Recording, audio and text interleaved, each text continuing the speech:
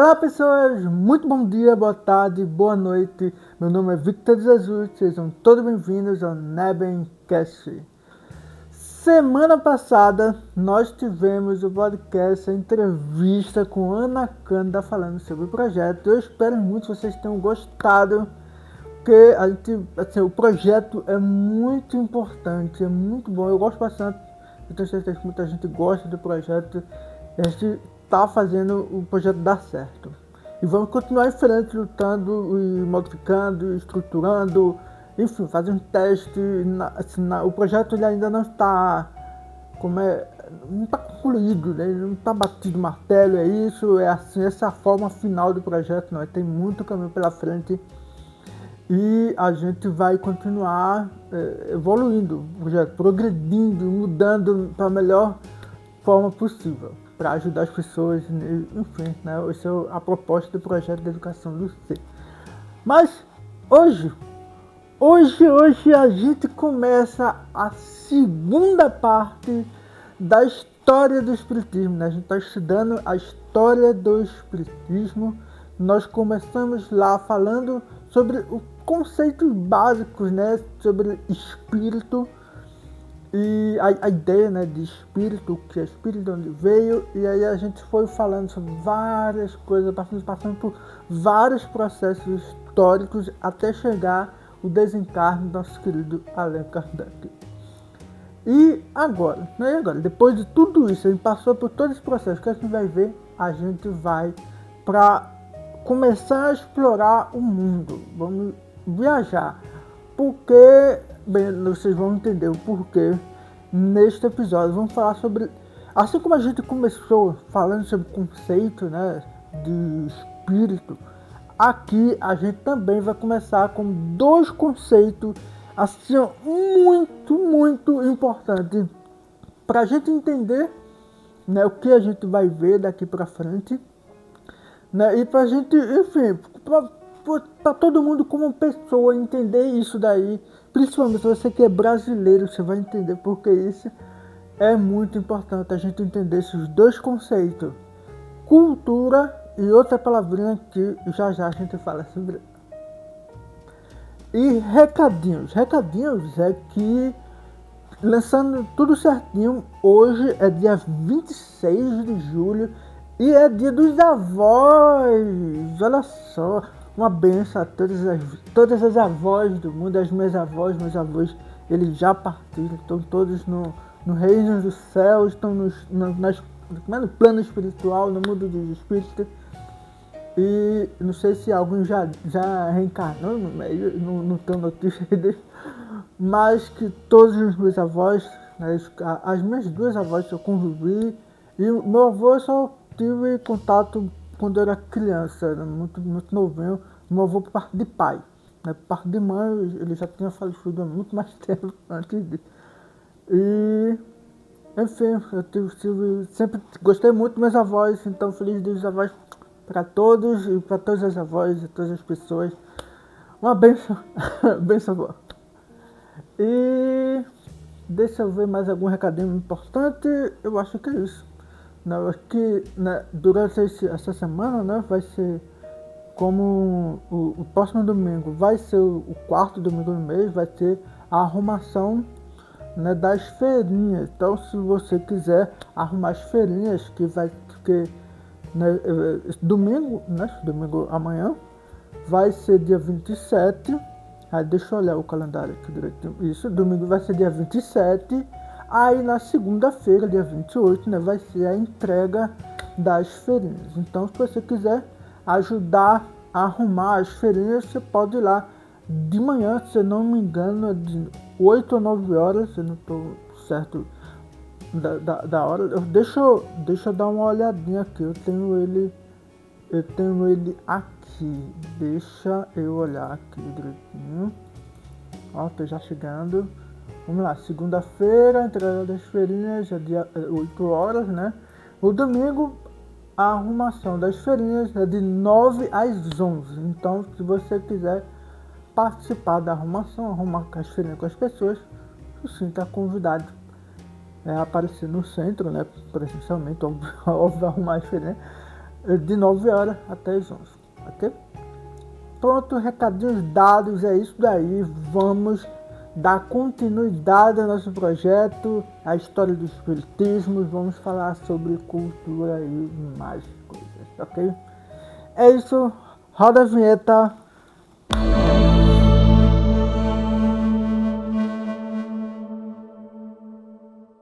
Vamos falar sobre cultura, vamos conceituar e entender o que é isso.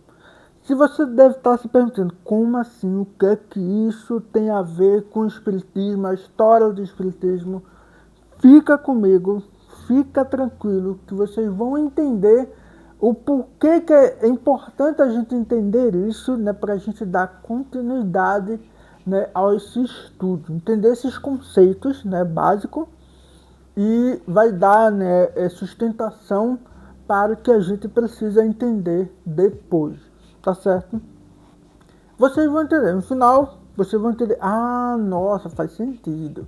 Mas vamos lá, é claro que eu tenho aqui a minha cola, né, meu roteirozinho aqui montado, e aqui vamos dar uma lida. Vamos ler, tá? É porque eu estruturei mais ou menos de forma que eu falo, né? Mas vamos lá. O que é, para começo de conversa, o que é cultura? Vamos entender o que é cultura. Existe, certo, muitos sentidos, de muitas perspectivas da gente entender cultura em si.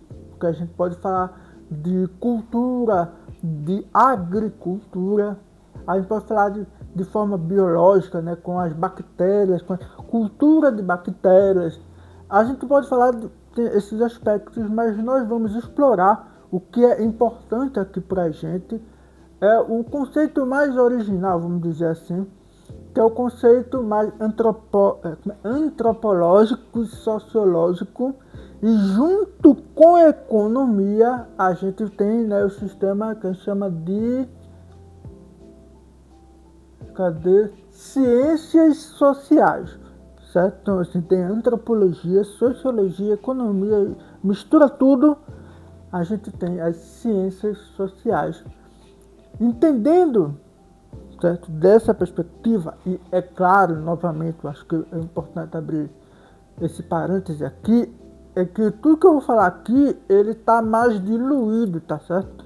Ele não está arranhando, nos aprofundando nesses assuntos. A gente vai entender um pouquinho mais sobre isso, mas assim, é coisa de livre, tá? Livres e mais livres, explicando o conceito, a gente entender todos os pormenores aprofundados sobre isso. A gente não vai se aprofundar tanto assim, que a gente nem tem, acho que nem adiantaria falar tanto tempo aqui, a não ser que fosse, sei lá, se a gente fosse fazer um podcast para falar sobre cultura, antropologia, aí são vários podcasts falando só sobre isso, mas como a gente está aqui falando sobre o espiritismo, né, e a gente quer entender aqui, trazer para a gente o conceito mais importante que a gente precisa para entender outras coisas. Então, novamente, né, isso a gente aqui não é um ponto final, isso aqui é só um ponto de partida, para você quiser se aprofundar, pode se aprofundar, ok? Beleza. Nesse sentido, a gente pegar o aspecto das ciências sociais, a gente vai olhar para isso e vamos entender o que é cultura. E aí eu vou ler aqui uma definição. Entende-se cultura como um conjunto de hábitos, crenças, conhecimentos e normas de um povo ou um determinado grupo artístico que cultiva algum modo e um padrão estético semelhante. Certo? Eu vou pegar aqui essa parte aqui que mais interessa pra gente. É um conjunto de hábitos, crenças, conhecimentos e normas de um povo.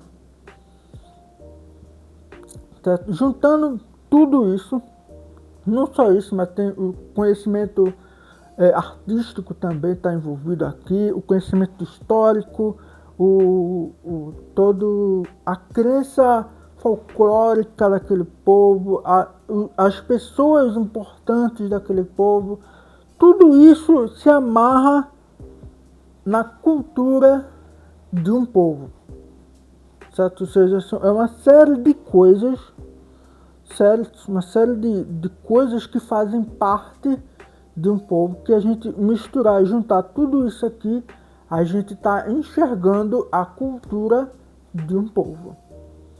Por exemplo, a gente aqui, né, nordestinos, mais especificamente pernambucano, recifense aqui, a gente pode observar a nossa cultura, né, o forró. A gente vai ter o forró como parte da nossa cultura. Vai ter aqui o Rei do Baião, né? Como é o nome dele? Meu Deus do céu, eu esqueci. Luiz Gonzaga.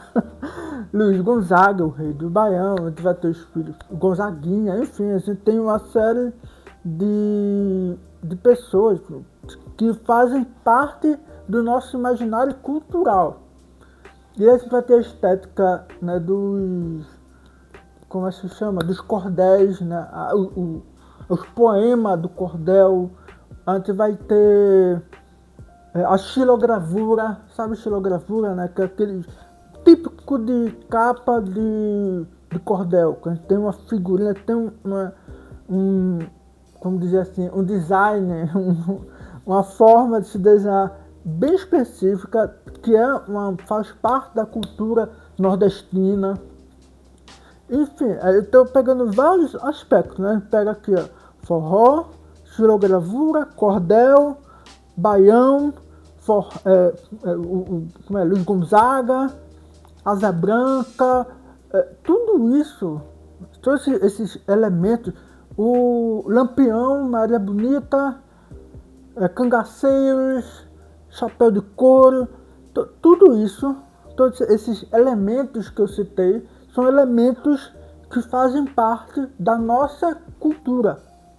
Nós, aqui, cuscuz de verdade, faz parte da nossa cultura. O bolo de rolo é típico, é nosso, é daqui, faz parte da nossa cultura. Então, todas essas coisas, é claro que não só isso, a gente tem um frevo, a gente vai ter o carnaval de rua, o galo da madrugada, a gente vai ter o maracatu, a gente vai ter o caboclo de lança, a gente vai ter vários folclores que permeiam o nosso, tudo isso, todos esses elementos fazem parte da nossa cultura, tá certo? Então, se a gente observar essas características, certo? Se a gente olhar para um outro povo, olhar para os, vamos pegar, como é o nome daquele país, é porque eu não quero ser estereótipo, né? Aquele estereótipo, deixa eu pegar aqui, Costa do Marfim, né? Costa do Marfim, aqui, ó. Isso, Gana e Costa do Marfim. Essa região, 2 países africanos. Por que eu estou citando esses dois, né? Gana e Costa do Marfim, que eu sei que ali existe a cultura Andikra. Andikra é uma cultura que tem um símbolo que é muito reconhecido. Tenho certeza que muitas pessoas, muitos de vocês são brasileiros, vai reconhecer um símbolo. Que esse símbolo aqui. Eu vou botar o símbolo na tela, esse símbolo aqui. Esse símbolo você vai reconhecer ele em vários lugares, porque muitas das pessoas, muitos dos negros que foram escravizados, essas pessoas escravizadas, elas também trabalhavam com ferragem, com ferraria, não sei se... Enfim, com moldar o ferro, e elas vão colocar muito da sua cultura no seu trabalho, né, no trabalho escravo, claro, mas eles colocam lá a sua cultura no seu trabalho, e vocês vão encontrar muito disso aqui, ó. Eu vou mostrar aqui a foto de uma grade de ferro, que é muito comum aqui no Brasil, que é isso daqui. E muito comum feito por escravizados. Se a gente for lá nos Estados Unidos, tem alguns locais que a gente vai encontrar muito desse tipo de arte aqui, que é justamente uma arte que foi trazida pelos africanos, né, que foram escravizados aqui no Brasil, justamente porque eles saíram de lá, de um povo que fica em Gana e Costa do Marfim, que é o povo Andikra. E assim, é toda uma história, eu não sei explorar tudo, eu sei que são vários povos que faziam parte de um conjunto e tinha toda uma arte, assim, é muito linda a arte deles. E eles trouxeram um pouco da arte deles para cá, para o nosso trabalho, e a gente pode andar por aí e ver esses símbolos. Para quem não sabe, o Andikra, esse símbolo tem um nomezinho. Deixa eu pegar. Sankofa, lembrei. Esse símbolo, ele significa Sankofa, que significa se dirigir ao passado para aprender com ele. Ou seja, olhar para o passado para aprender com ele. Mais ou menos esse é o conceito de Sankofa. E aí tem o Sankofa, ele tem duas formas de a gente ter isso. É o mesmo, são símbolos diferentes, né? São formas diferentes, mas é o mesmo significado, é o mesmo símbolo, sabe? É como se fosse uma coisa fosse a simplificação da outra. Então tem esses dois símbolos, que os dois significam, eles são meio que uma variação da outra, eles significam Sankofa, que é você olhar para o passado para aprender com ele, você olhar para os seus ancestrais e aprender com eles.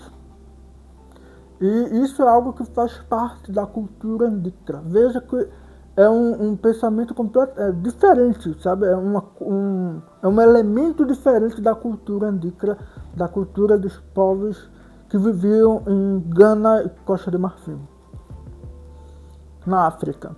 Se não me engano, na África Central. Infelizmente, eu não estudei a África bastante para saber qual é a região dele fica, mas é Gana e Costa de Marfim, sabe? Onde tinha um povo que vivia ali, nessa região, desses dois países. Isso, eu só estou mostrando esses aspectos de cultura para vocês, certo? Mostrando o que? Os elementos aqui, a agricultura, deixa eu olhar aqui, né? Cadê, meu Deus? Isso aqui, hábitos, crenças, conhecimentos, normas de um povo. Então, se a gente for destrinçar vários povos por aí, a gente vai ver, né, esses elementos direitinho, qual é o conhecimento que esse povo tem, qual é os costumes, quais são as crenças, se eles acreditam em vários deuses, se eles acreditam em um deus, se é uma monolatria, se é um dualismo, enfim, a gente tem várias formas de observar e observar todos os elementos dentro de cada povo, certo? Então, cada povo vai ter a sua própria estrutura, a sua própria cultura. E certo, esse pensamento, certo? Essa observação do que é cultura em si, ele vai começar a ser estudado, certo? Os primeiros estudos, quando as pessoas começam a estudar isso, é lá em meados, quando você pode dizer, 1800, ele vai ter, lembra que eu falei de história da ciência, vai ter um boom, né, de vários pesquisadores, várias pessoas estudando, vai ter as enciclopédias, enfim, vai ter um bocado de coisa vai acontecer.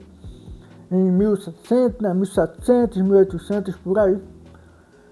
E por influência do darwinismo, que é do Darwin, né, Darwin já tinha lançado, né, o livro dele, de evolucionismo, como é o nome?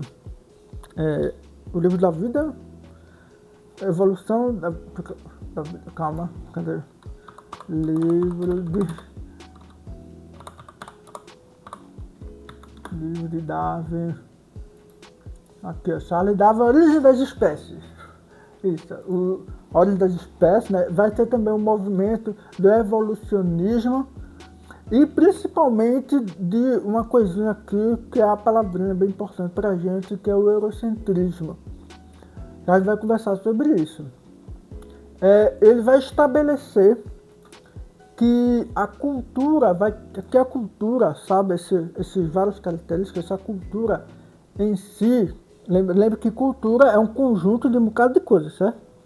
Então eles vão estabelecer, os primeiros estudiosos sobre isso, vão estabelecer que a cultura, ela tem uma hierarquia, ou seja, onde uma certa cultura, ela é melhor do que a outra. Na verdade, ela é mais desenvolvida do que a outra, no qual, né, a gente vai ter o parâmetro principal que eles observam a cultura é justamente a Europa. Eles vão olhar para a Europa, né? Obviamente são europeus que estão estudando tudo isso, os primeiros estudiosos dessa área das ciências sociais, né? Que na época não era isso, né? Enfim. Os primeiros estudiosos, eles vão observar a Europa, obviamente eles como europeus, e eles vão tomar como parâmetro de apogeu da cultura, ou seja, de cultura máxima, cultura assim, top de linha, ultra, como é que chama? Última geração, vai ser a cultura europeia. Então, observando a cultura europeia, eles vão olhar para as outras culturas e vão dizer que, opa, essas outras culturas ali, elas são inferiores à cultura europeia, porque a cultura europeia é mais desenvolvida do que a cultura dos outros povos. A gente já vai falar sobre isso, mas muita calma. Cadê? E isso, né, vai trazer uma legitimação, não sei se essa palavra é certa, para certas práticas, já que esses povos aí têm culturas inferiores, então eu posso ir lá e dominar esses povos, eu posso ir lá e, né, fazer com que esses povos levar para esses povos algum tipo de civilização. Portanto, eu posso ir lá e escravizar esses povos, entende? Ou seja, porque eles vão ganhar ali um incentivo, eles vão meio que comprovar cientificamente, culturalmente, que aqueles povos são inferiores e que está tudo bem escravizar eles, porque eles são inferiores. E porque dessa forma a gente está levando civilização para esses povos. Cadê aqui? Obviamente, né, isso vai acontecer, vai acarretar uma série de coisas, de barbáries que vai acontecer depois. Mas, com o passar do tempo, o tempo muda, né? A gente está em 2025, com o passar do tempo, essa visão de que existe uma cultura melhor do que a outra, ela vai sendo caída, vai ser derrubada, porque a gente vai observar que, na verdade, tudo isso não vai passar de uma pseudociência. Ou seja, era algo que era considerado científico na época, mas depois que todo esse pensamento científico ele vai ser derrubado, porque vai ter comprovações de outras pessoas, outras pesquisas, vai olhar para essas ideias aqui e vai dizer, opa, essas ideias aqui estão ultrapassadas, portanto a gente tira ela, rebaixa ela e ela acaba se tornando uma pseudociência. Mas que ainda, né, vai existir como esses requisitos, sabe, esses requisitos de que a Europa é mais importante, ela ainda vai continuar aqui entre nós até hoje. E cadê aqui? Cadê tal? Vai continuar isso. A gente vai ter o entendimento aqui, ó. Foi-se entendendo, né, que cada cultura é diferente em si mesma. Ou seja, em termos de cultura, não existe uma melhor ou pior, mas mais desenvolvida ou menos desenvolvida, mas sim uma cultura distinta que floresce junto a outros elementos das diversas estruturas sociais. O que eu quero dizer com isso? Que a cultura, ela não existe uma que é melhor que é pior, né? Obviamente, entendendo, observando os elementos da cultura, o que a gente vai observar é que cada povo vai desenvolver a sua cultura de sua forma, certo? Ou seja, os elementos que a cultura que existe aqui no Nordeste é uma cultura que se desenvolveu pelo ambiente em que nós estamos inseridos e pelo todo o processo histórico que nós passamos. Então, por causa desse processo histórico, por causa desse ambiente, por causa de todas as coisas que juntas vai resultar nessa cultura. Isso não quer dizer que, vamos, por exemplo, hipoteticamente, se a gente repetir esse processo histórico em um ambiente parecido ou igual a esse, isso não quer dizer que isso vai gerar uma cultura tão próxima, igual ao que a gente vive. Não é isso. O que a gente está trazendo aqui é que cada local, cada lugar no mundo, cada povo vai desenvolver a sua cultura com os elementos que elas encontram. Ou seja, os indígenas aqui do Brasil são diferentes dos indígenas da América do Norte.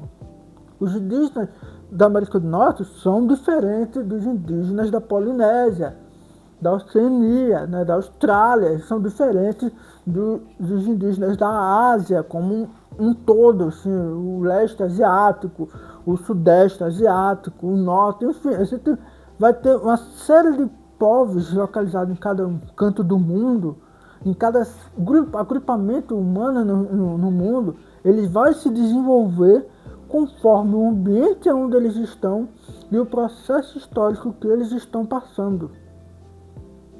Então, com tudo isso junto, vai formar a sua cultura. Isso não quer dizer que só pelo fato de que os indígenas eles têm uma cultura tão diferente de um europeu, sabe, um europeu, um português, isso não quer dizer que os indígenas eles têm uma cultura inferior à cultura dos portugueses, né? São só culturas diferentes.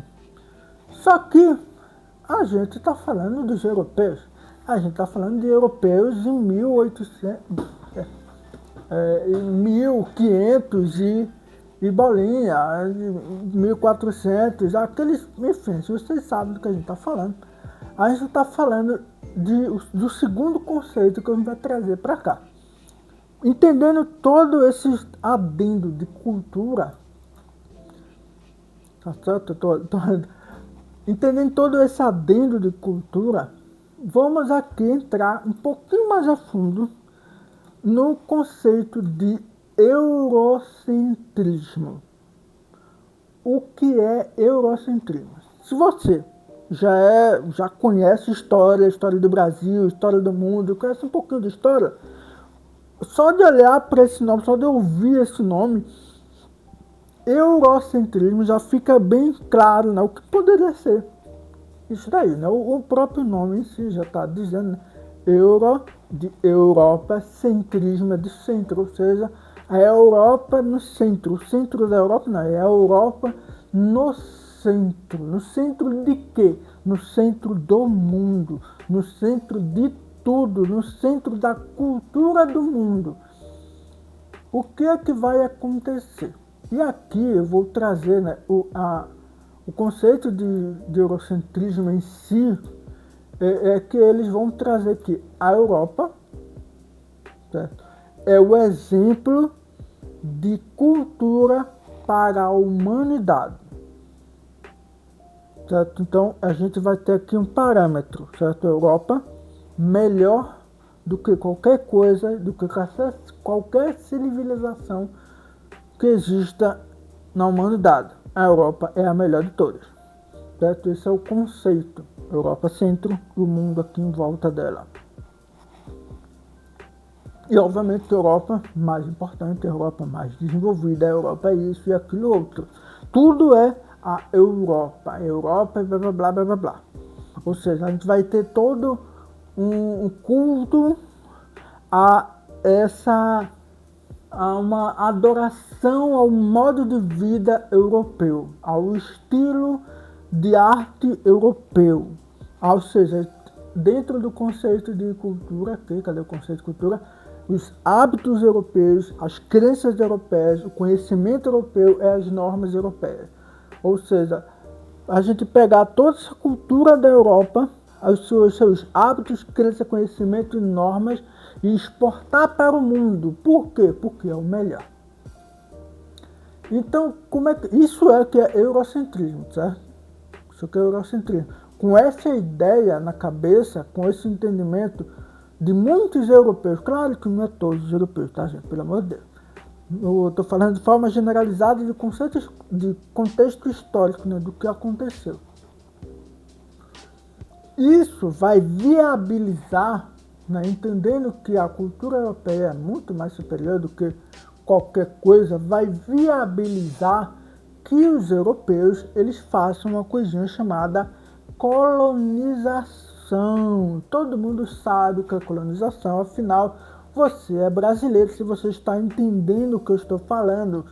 Claro, né, se você não for um português ou como é lusófono, que entende português também, se você não for uma pessoa que está aprendendo português, se você está no Brasil, você é brasileiro, você sabe o que é colonização. Se você for português, você sabe o que é colonização também, viu?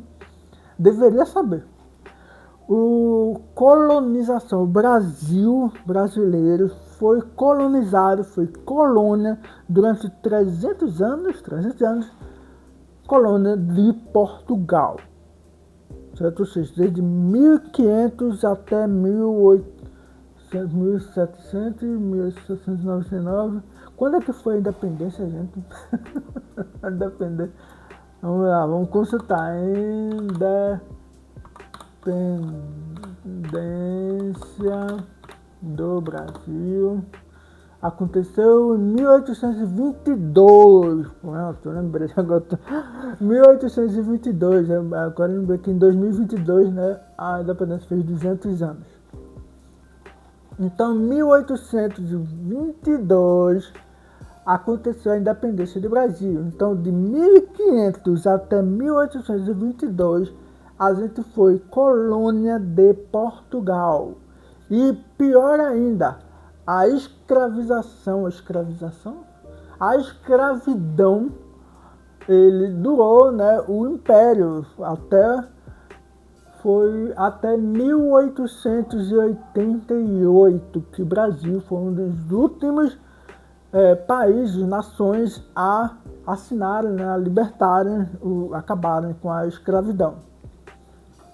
Com a Lei Áurea, não somente, né, com um bocado de coisa acontecendo, e a Lei Áurea também. Muita coisa, muita revolução, muita gente lutando por isso. Mas calma lá que depois a gente chega lá. Outro dia a gente fala sobre isso.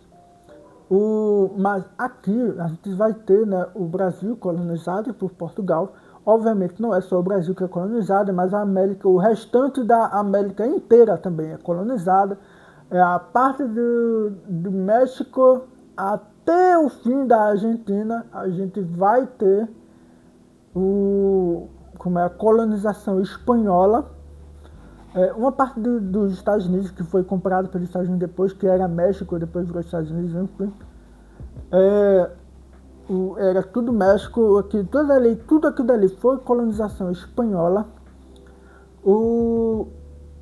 A América do Norte, a gente vai ter a colonização inglesa. Mais ao norte ainda, que é no Canadá, né, onde hoje é o Canadá, vai ter colonização francesa e inglesa, meio que misturada ali.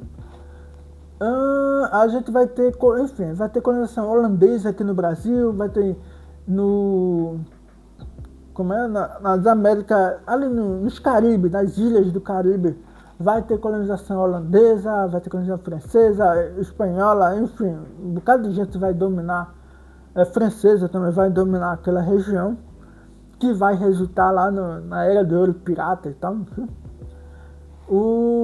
A gente vai ter isso eu estou falando, né, nos períodos, nas grandes navegações, vai ter grande colonização das Américas, que A gente vai ter colonização na África, a gente começa mais ou menos ali na África, alguma coisa de colonização, mais ou menos.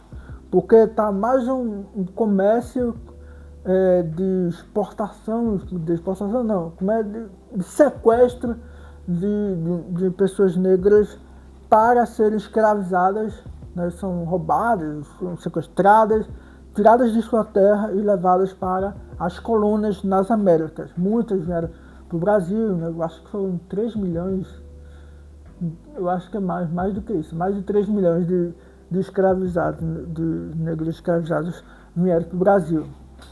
Eu acho, não tenho certeza desse número. A gente vai ter na Ásia também. Só que assim, o processo de colonização africana e asiática, ela vai acontecer depois da devastação na América, nas Américas, né? Que por sinal tinha outro nome, os europeus vieram para cá e deram o nome de América. Por sinal, no Brasil era chamado de Pindorama. Para quem não sabe, Pindorama é terra de palmeira. E tem outro nome também, porque elas são uma região ali. Enfim, a gente vai ter, assim, depois, no período da Era Moderna. Quando a gente passa da Revolução Francesa e passa a ter a formação dos grandes impérios, lá na Europa, a Europa vai simplesmente se reunir os grandes impérios europeus, né, o Império de Portugal, a Inglaterra, a França, a Alemanha. A Alemanha vai entrar depois nessa conversa. Vai ter uma reunião dos grandes impérios na Europa. Os grandes imperadores ali se reúnem, pegam o mapa da África e literalmente passa a régua no mapa da África, cortando como se fosse um bolo. Olha, aqui, tá vendo? Esse pedaço aqui é seu, esse pedaço aqui é meu, esse pedaço aqui não sei o que, não sei o que. Enfim, eles passam a régua. É tanto que isso é um efeito até hoje, é uma coisa até hoje, como é que se chama? Uma consequência até hoje. Se você pegar o mapa na África, se você ir lá no Google Maps, entra lá no Google Maps, você vai encontrar o mapa da África e você vai ver que tem vários países que tem literalmente uma reta passando aqui, reta, várias retas. Essas retas são consequências justamente desse período em que os europeus simplesmente pegaram a régua e passaram ali cortando. Ó, isso aqui é meu, isso aqui é seu. E tá até hoje, tem muitas retas no continente africano, inclusive no Egito aqui, ó, tem duas retas aqui, um ângulo de 90 graus, que nem faz sentido na natureza. Aí, enfim, isso aí, e também, né, eles vão dominar o continente asiático, não a Rússia, né, a Rússia também era um império nessa época, mas vai ter todo o Império Mongol e a China vai passar por um período de colonização, vão ser 100 anos de... Como é que ele chama? 100 anos de humilhação, isso. 100 anos de humilhação, com os ingleses pressionando a China através de drogas, com o ópio, né? Enfim, faz todo um processo histórico lá. E os chineses, eles estudam bastante para entender todo esse processo de colonização. Ou seja, os chineses também foram colonizados pelos europeus e, claro, a Índia foi colonizada pelos europeus, pelos ingleses, né? Vocês devem conhecer Gandhi, Mahatma Gandhi, que ele fez toda uma luta pacífica para libertar a Índia dos ingleses, ou seja, de libertar da colonização. Enfim, vários países aqui passaram pelo seu processo de independência. Muitos países africanos passaram por esse processo recentemente. E, enfim, eu estou falando tudo isso porque estou mostrando aqui que a Europa é simplesmente um continente relativamente pequeno em comparação à África, às Américas, à Ásia, mas eles fizeram todo esse estrago no mundo todo, sabe? Como se eles de fato fossem os melhores, as cabeças do mundo, as pessoas que mandam no mundo. E aí, uma das coisas que vai, né, para a gente questionar, né, o porquê que eles fizeram isso, qual que é a noção deles, né? Uma das coisas que eu vejo, né, que o processo de evolução do ser humano, ele vai partir de um processo de agrupamento de seres humanos, certo? Agrupamento de seres humanos. Que o ser humano ele para sobreviver, ele depende de outros seres humanos. Eles sozinho, um ser humano sozinho simplesmente não sobrevive na natureza selvagem e tudo mais. Mas em grupo eles conseguem sobreviver. É se ajudando, é um ajudando o outro, né? Isso é uma das coisas que a gente vai entender lá no livro dos Espíritos, na lei de sociedade, onde cada um tem que estar junto, tem que trabalhar junto, é por causa disso. Todos os animais, todos os seres humanos, juntos eles conseguem sobreviver. Então vai ter essas várias formações de agrupamentos humanos espalhados pelo mundo. Claro, né, que vai ter toda a migração do ser humano, que vai acontecer lá, mas 100 mil anos, eu não me lembro, eu não peguei essa parte, eu não me aprofundei nessa parte, mas vai ter lá vários anos, vários mil anos atrás, a gente vai ter o ser humano se espalhando, né, pelo mundo, e vai começar a formação de grupos, de agrupamentos humanos ali, começando um processo de assentamento, de se fixar em um lugar, porque antes eles eram nômades, né, eles ficavam em lugar, pegavam os recursos daquele local, e quando acabava eles iam para outro lugar, e aí consumiam os recursos, e aí iam se movimentando. Essa é uma das explicações, né, de porque o ser humano se espalhou pelo mundo. O processo de quando o ser humano começa a entender um pouquinho sobre a agricultura, que foi uma das grandes descobertas do desenvolvimento do ser humano, justamente a agricultura. E aí, quando eles começam a entender um pouquinho isso, eles começam a se agrupar e ficar fixo em um lugar. E aí eles não precisam ficar andando para cima e para baixo, eles podem ir lá se sentar e pensar. Quando eles começam a pensar, aí coisas começam a acontecer. Então a gente vai ter a formação de pequenos grupos de seres humanos, e aí esses pequenos grupos vão aumentando, vão se juntando a outros pequenos grupos, que vai formando um povoado maior, que vai formando uma pequena vila, uma pequena cidade, e até chegar às grandes cidades, que a gente vai ter, como é o nome, de cidade-estado. A gente vai ter um rei ali governando aquelas cidades. E aí a gente vai ter um período histórico onde várias civilizações, né, vários agrupamentos, várias cidades vão começar a surgir em uma certa região, que é chamada do Crescente Fértil. E aí a gente vai ter vários agrupamentos surgindo nessa região, né, que justamente as civilizações que vocês devem conhecer perfeitamente, né?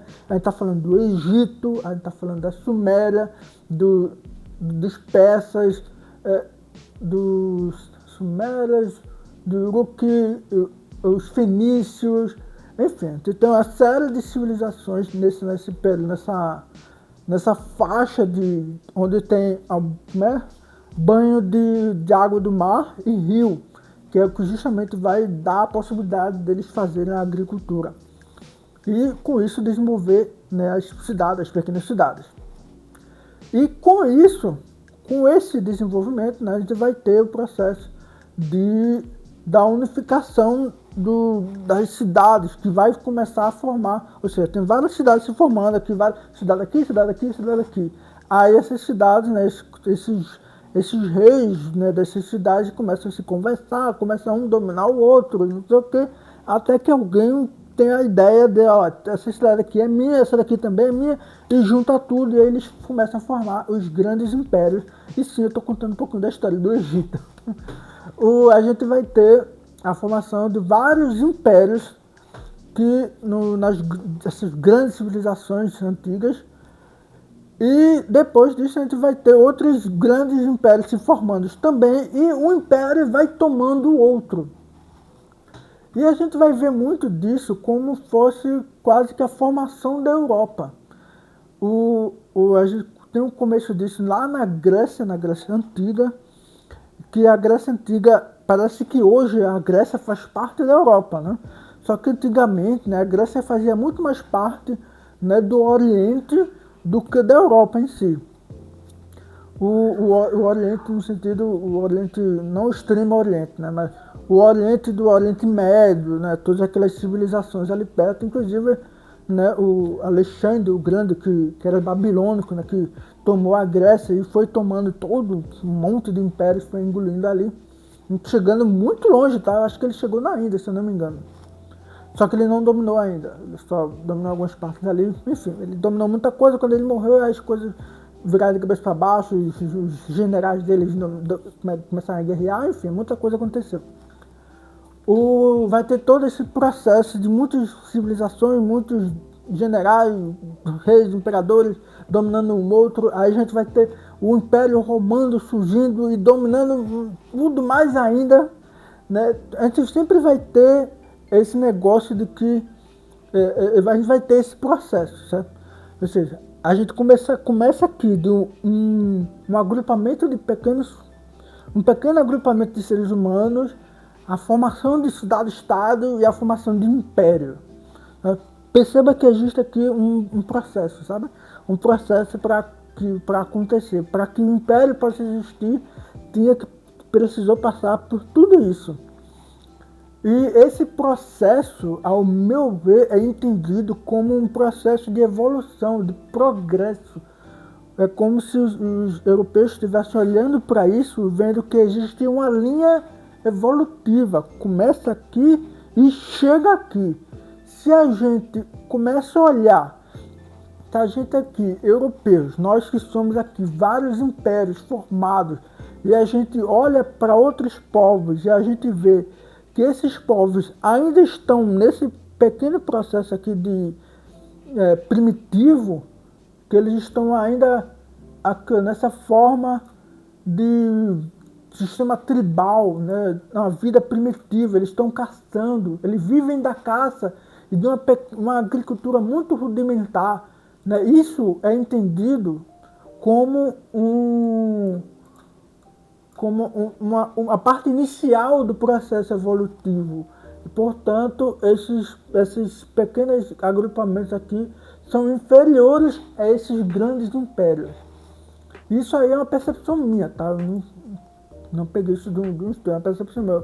Eu vejo que os europeus, eles pegaram isso dali, olharam para esse processo histórico, portanto, aqui, ó, nós somos superiores, nós chegamos aqui, nós temos armas, temos pólvora, nós podemos atirar com canhões, enquanto esses seres ali estão usando arco e flecha. Que coisa mais inferior, né? Portanto, nós somos superiores, nós iremos dominar esses seres aí e vamos fazer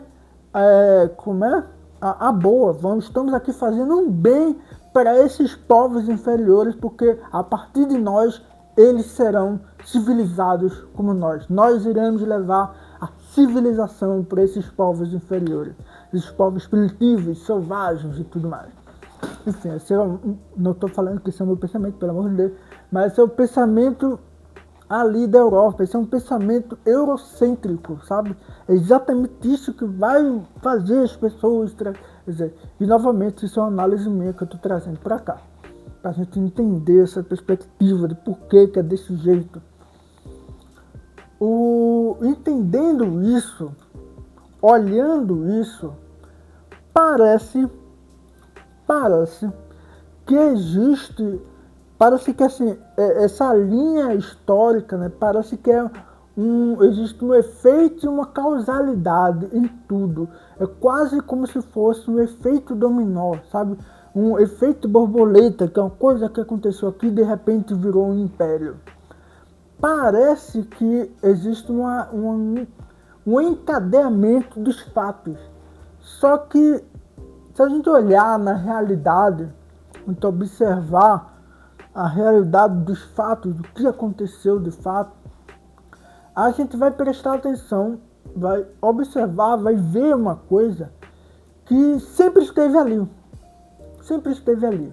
a gente vai observar a tal da pirâmide, sabe? A pirâmide, não a pirâmide do Egito, não é esquema de pirâmide, mas é uma pirâmide social, né? A gente sempre vai ter aqui embaixo, na parte de baixo da pirâmide, a gente vai ter aqui o povo, a ralé, o pessoal, a peble, todo mundo aqui embaixo que está sustentando quem está aqui na ponta. Aqui são algumas pessoas aqui em cima. Aqui em cima a gente vai ter os soberanos, o pessoal que manda em tudo. Ou seja, a gente vai ter aqui um pessoal mandando em tudo e aqui vai ter o pessoal obedecendo, né? Porque obedece quem tem juízo, manda quem pode, obedece quem tem juízo, não é esse o lema? Então a gente vai ter esse processo em todas as civilizações, em todos os processos históricos. Quando a gente bater o olho e ver isso, a gente vai olhar esse processo, a gente vai olhar que existe aqui uma coisa importantíssima, que é o interesse. O interesse de quem? O interesse de quem está aqui em cima, aqui na ponta da pirâmide. Quem está aqui na ponta da pirâmide, ele tem um interesse que é oposta ao interesse daqueles que estão aqui, ó, na base da pirâmide, que estão aqui embaixo. Ou seja, o pessoal que está aqui embaixo quer uma coisa que é o oposto de quem está aqui em cima, certo? Ou seja, os dois querem uma coisa, só que aqui tem uma coisa que é completamente oposto de quem está aqui embaixo. E quais são os interesses? O carinha que está aqui em cima, ele tem um interesse muito simples, sabe qual é? O de continuar em cima. Quem está aqui em cima não quer descer. Quem está aqui em cima quer que isso aqui, ó, essa pirâmide aqui, permaneça como ela está. Porque o pessoal que está aqui em cima, para ele estar em cima, esse pessoal aqui tem que estar aqui embaixo. É assim que o esquema funciona, é assim que o sistema funciona. É dessa forma aqui, porque esse pessoal aqui tem esse interesse. O pessoal daqui de baixo, o que é que eles querem? Qual é o interesse deles? É que esse esquema aqui acabe. Pare, não exista mais. O pessoal aqui quer que todo mundo aqui tenha uma vida digna. Uma vida que elas possam viver do que elas trabalham. Então, esse pessoal aqui embaixo quer que isso daqui acabe, enquanto que o pessoal que está aqui em cima quer que isso aqui se mantenha. Veja como os interesses são opostos. E por que eu estou falando isso? Parece que eu estou uma coisa tão atual, né? É atual mesmo, tá? Mas esse é o pensamento que vai se manter na Europa como um todo. Todos os reis, todas as pessoas, todo mundo que estava lá nos impérios, nos reis dos grandes impérios, esse pessoal quer poder. Para eles terem poder, eles precisavam explorar o máximo possível. Então eles foram lá saíram lá de Portugal, vieram para a América, vieram para o estado, para esse pedaço de terra aqui, viram que tem um bocado de riqueza, um bocado de gente aqui desocupada aparentemente, e tem uns caras lá do outro lado do mar que estavam tudo desocupado. Então eles pegaram pessoas daqui, jogaram para cá e fez todo mundo trabalhar para enriquecer quem está lá em cima. Esse é o processo histórico de tudo que aconteceu no mundo, tá?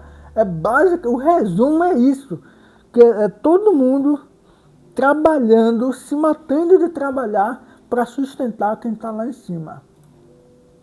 Esse é o processo histórico que vai se manter. A colonização vai se manter e vai acontecer por causa disso. E por que eu estou trazendo essa discussão? Por que eu trouxe isso? Por que é importante a gente falar sobre isso? Primeiro, é importante a gente entender o nosso processo histórico, por que nós fomos colonizados e por que a gente tem uma dívida histórica com o povo negro, por que a gente precisa falar sobre o que é importante estudar o racismo, por que é importante estudar a história da escravidão, por que é importante fazer tudo isso, que a gente tem uma dívida histórica. Observe a história, observe tudo o que aconteceu. Não foi à toa, não foi um processo natural da natureza, foi porque alguém quis que fosse assim. E nesse processo, entendendo isso, aqui a gente vai falar que vamos puxar uma coisinha espiritismo. Quando vocês viram lá todo o processo histórico do espiritismo, o que foi que eu falei? Lembra onde é que estava acontecendo todo o processo histórico do espiritismo? Onde foi que aconteceu? Primeiramente, foi com a história do espiritualismo moderno, que aconteceu onde? Nos Estados Unidos, principalmente, e na Inglaterra e parte da Europa. E depois, com o espiritismo acontecendo aonde? Na França, na Europa.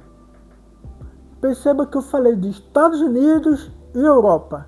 2 países do norte global, do norte econômico. Perceba que eu falei, só a história toda do espiritismo, ele se passa ali, entre Estados Unidos, França, Europa, o norte global da gente. Por causa disso, perceba como essa história está muito eurocêntrica. Perceba que como a gente não pode ficar tão focado só nisso, só em observar a Europa, como se a Europa fosse o berço da humanidade, sendo que o berço da humanidade é a África, não é a Europa. Então, como uma dívida histórica a ser paga, a gente faz essa segunda parte da história do espiritismo. É por isso que a gente vai estudar as outras histórias, as outras partes do mundo. A gente vai para a Ásia, a gente vai para a Ásia inteira, tá? A gente vai para a África, a gente vai para a Oceania, a gente vai para o Brasil, para as Américas, para os indígenas. A gente vai estudar esses povos, vamos observar quais são do ponto de vista espiritual, do ponto de vista não espírita, mas espiritualista dos povos. E também como que o espiritismo, o que aconteceu com o espiritismo depois que ele sai da França, depois que o livro dos espíritos, ele é traduzido para quantos idiomas, para quais idiomas, para onde é que ele chega, onde é que esses livros chegam? Será que chegou na África? Será que se a gente for para a África do Sul, a gente não vai encontrar um centro espírita lá? Será que a gente viajar, sei lá, para a China, a gente não vai encontrar um centro espírita lá? Para a Índia, para Nova Zelândia, para Sydney, da Austrália, para os Estados Unidos? Será que tem um centro espírita, Allan Kardec, nos Estados Unidos? Como é que é o movimento espírita no resto do mundo? É por isso que a gente vai estudar. A gente não pode ficar só focado nisso, a gente vai expandir os nossos horizontes. É claro que não vai ser tão simples, eu vou ter que ver um bocado de coisa para a gente trazer informações, mas vamos com calma, vamos devagar, vamos estudar tudinho, bonitinho, direitinho, vamos pesquisar várias coisas. Então é isso. Eu espero que vocês tenham gostado da aula de hoje, falando sobre cultura e eurocentrismo, 2 conceitos muito importantes para a gente entender a importância da gente estudar as coisas fora, né, do núcleo Europa, Estados Unidos, norte global. Enquanto nós somos brasileiros, a gente precisa sair desse norte e considerar o contexto que nós estamos vivendo hoje é ímpar. A gente tem que levar em consideração a nossa soberania, a soberania do nosso país, a soberania de Pindorama, a soberania do Brasil. É isso aí. Muito obrigado pela sua atenção. Eu espero que você tenha gostado de todas as reflexões da história, do conceito e tudo mais. Muito obrigado. Se você gostou desse vídeo, deixa o like aqui, baixa o likezinho, se inscreve no canal se você não for inscrito, ativa o sininho para receber as notificações, deixa um comentário pra gente o que você quer ver. Se você quer conhecer, tem algum país fora da Europa que você queira saber, né, de como é o espiritismo naquele país. Que país? Como é o espiritismo, sei lá, no Bangladesh. Como é que é? Tem um centro espírita em Bangladesh? Eu não sei. Tem que pesquisar. É isso. Muito obrigado por ser essa pessoa maravilhosa aí. Tchau.